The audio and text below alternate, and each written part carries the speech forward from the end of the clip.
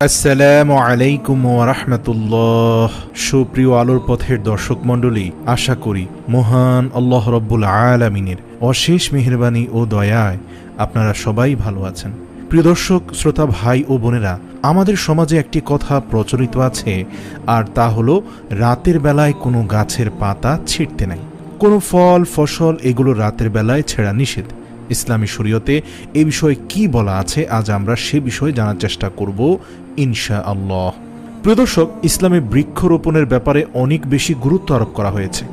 মুসনাদে আহমদে বর্ণিত এক হাদিসে বলা হয়েছে, রাসূলুল্লাহ সাল্লাল্লাহু আলাইহি ওয়াসাল্লাম ইরশাদ করেছেন, কারো হাতে যদি কোনো গাছের চারা থাকে আর এদিকে তিনি দেখতে পান যে পৃথিবী ধ্বংসকারী মহাপ্রলয় হতে যাচ্ছে, তারপরেও তিনি যেন গাছের সেই চারাটি রোপণ করে দেন।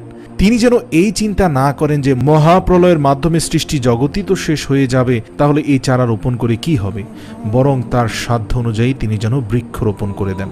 অন্য এক হাদিসে রাসূল সাল্লাল্লাহু আলাইহি ওয়াসাল্লাম ইরশাদ করেছেন, কেউ যদি কোনো বৃক্ষ রোপণ করে, সেখান থেকে ফল হয়, পাতা গজায় এবং সেটি কোনো পশু কোনো পাখি ভক্ষণ করে এবং কোনো মানুষ সেখান থেকে উপকৃত হয়, তাহলে তার জন্য তিনি সওয়াব পাবেন, সাদাকার সওয়াব আল্লাহ তাআলা তাকে দিবে।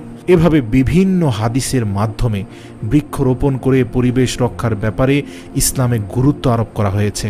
অপরদিকে সুনানে নাসাঈ এবং আবু দাউদে বর্ণিত হাদিসে রাসূলুল্লাহ সাল্লাল্লাহু আলাইহি ওয়াসাল্লাম বড়ই গাছ নিধনকারী ব্যক্তির জাহান্নামের শাস্তির কথা বলেছেন। এই হাদিসের ব্যাখ্যায় মুহাদ্দিসিনে কেরাম বেশ কয়েকটি কথা বলেছেন। তার মধ্যে থেকে সবচেয়ে প্রসিদ্ধ ব্যাখ্যা হলো, এর দ্বারা রাসূল সাল্লাল্লাহু আলাইহি ওয়াসাল্লাম বোঝাতে চেয়েছেন, যে গাছ কোনো ব্যক্তির মালিকানাধীন নয়, এমনিতেই হয়ে গেছে এবং তার ছায়া থেকে মানুষ উপকৃত হয়, সেটি উপকারী বৃক্ষ।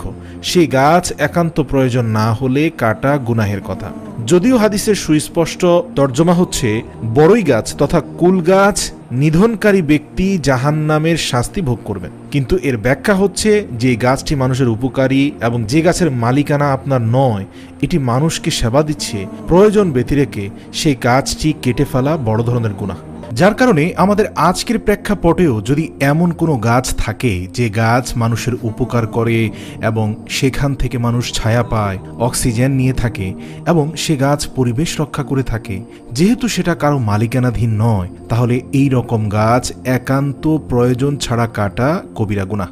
যদি কখনো প্রয়োজন দেখা দেয়, যেমন কোনো গাছ রাস্তায় ঝুঁকে পড়েছে, মানুষের চলাচলে অসুবিধা হচ্ছে, তাহলে সেক্ষেত্রে সে গাছ কাটা বরং হাদিস দ্বারা নির্দেশিত। অতএব বিষয়টি নিয়তের উপর নির্ভরশীল। তবে কোনো গাছের পাতা অথবা তার ঢাল কিংবা ফল ফসল এগুলো রাতে কাটা নিষেধ, এই রকম কোনো কথা কোরআন হাদিসের কোথাও বলা হয়নি। এখানে রাত বা দিনের সাথে কাটা নিষেধ বা কাটা জায়েজ এমন কিছু সম্পৃক্ত নেই।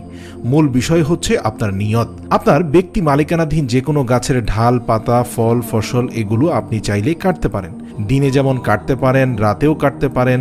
তবে রাতে বাতি না জ্বালিয়ে গাছ কাটতে গেলে বিপদ হতে পারে, দুর্ঘটনা ঘটতে পারে। এছাড়া ইসলামী শরীয়তে কোনো বিশেষ নিষেধাজ্ঞা নেই, যার কারণে রাতে ছেঁড়া যাবে না, এটি সম্পূর্ণরূপে কুসংস্কারাচ্ছন্ন একটি কথা। অতএব এই ধরনের কুসংস্কারাচ্ছন্ন বিশ্বাস থেকে আমাদেরকে বেরিয়ে আসতে হবে এবং বৃক্ষরোপণের উপরে আমাদের জোরদার চেষ্টা চালাতে হবে। প্রয়োজন ছাড়া বৃক্ষ নিধন থেকে আমাদেরকে বেঁচে থাকতে হবে। আল্লাহ তাআলা আমাদের সকলকে ইসলামী শরিয়ার প্রত্যেকটি নির্দেশনা সঠিকভাবে যথাযথ উপায়ে পালন করার তৌফিক দান করুক। ওমা তৌফিক ইল্লা বিল্লাহ।